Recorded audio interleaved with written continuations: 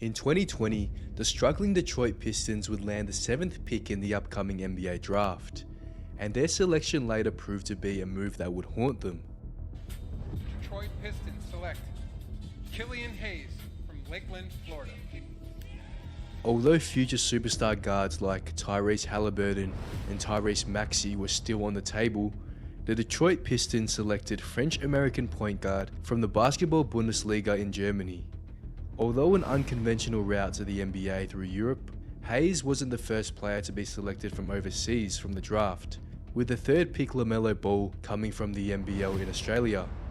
But to compare these two players today would be disrespectful, with LaMelo becoming a star in the league, while Killian Hayes already seems like one of the biggest busts of the draft class. Although time is still on his side, it's fair to say that Killian Hayes is not a good NBA player. But how bad is he actually? Welcome to Sportsphere. Let's get into it. Monty Williams hit the biggest lick I've ever seen in my life, because the Pistons have not won a fucking game since fucking Halloween.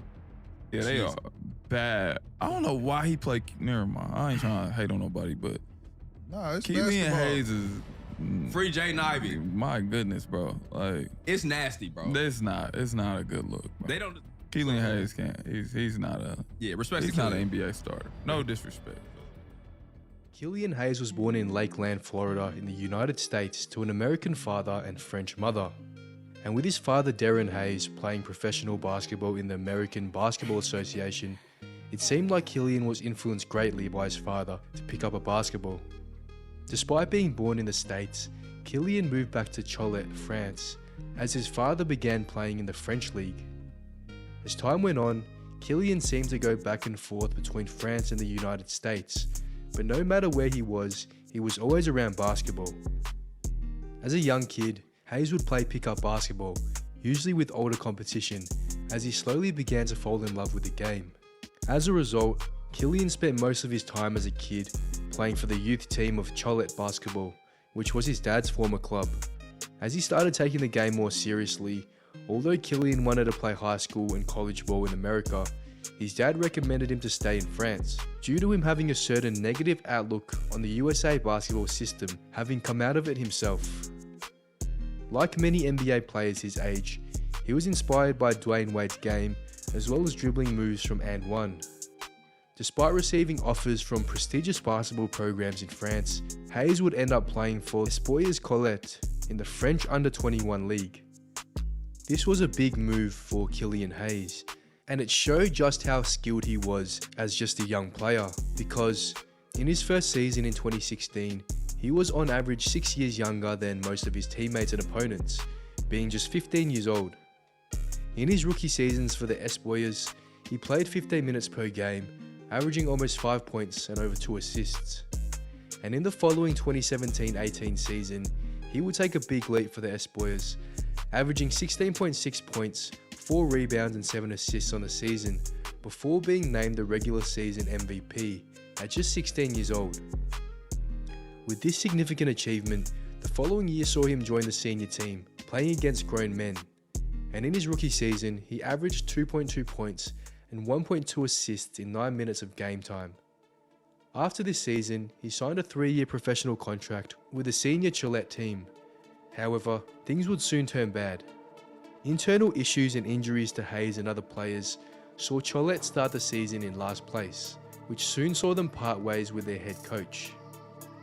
And although Hayes was confident in his ability, as a 17-year-old, he began questioning if playing in France was even the right move for his NBA aspirations. In 34 games on the season, Hayes averaged 7 points and 3 assists per game. Over the years in Cholet, he also made annual appearances to basketball camps during All-Star weekends in the States. Anyways, after the 2018-19 season with Cholet, Hayes would sign a 3-year contract with Ratio Farm Ulm of the Basketball Bundesliga in Germany, which was also a participant of the Euro Cup. The Basketball Bundesliga is the highest level of competition in Germany, who are also one of the best teams on the international stage, so playing in this league certainly wasn't easy for Hayes, especially considering these were grown men fighting for a spot to feed their families. Hayes hoped that this would be his pathway to the NBA, and he was not disappointed. In his debut game for Russia Farm, Hayes scored 15 points and had 6 assists in a victory. And he continued this trend, putting up good all-round numbers before finishing the season with 11.6 points, 5.4 assists, 2.8 rebounds and 1.5 steals in 33 games. At this point, although some saw him as a top 3 pick, Hayes was expected to be drafted in the mid-lottery as a modern-day 6'5" versatile point guard. And as we know, Hayes will be drafted with the 7th overall pick of the 2020 NBA draft by the Detroit Pistons.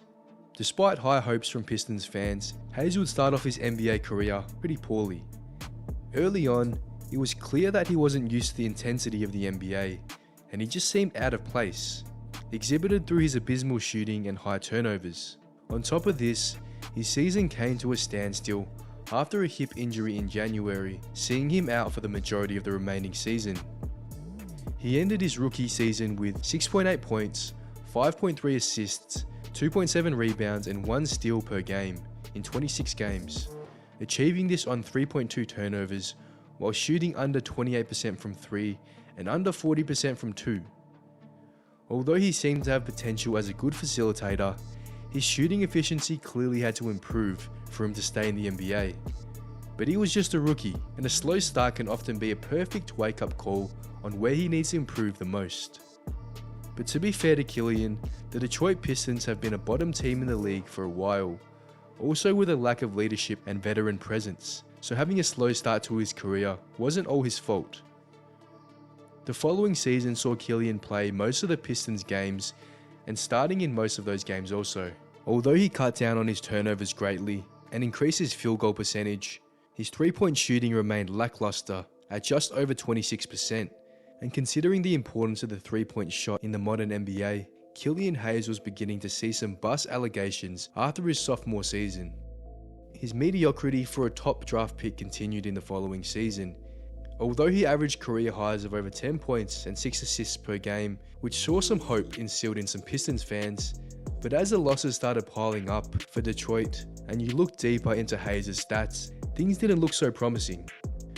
Despite career highs in points and assists, he was doing so on the worst team in the NBA, while his poor shooting continued.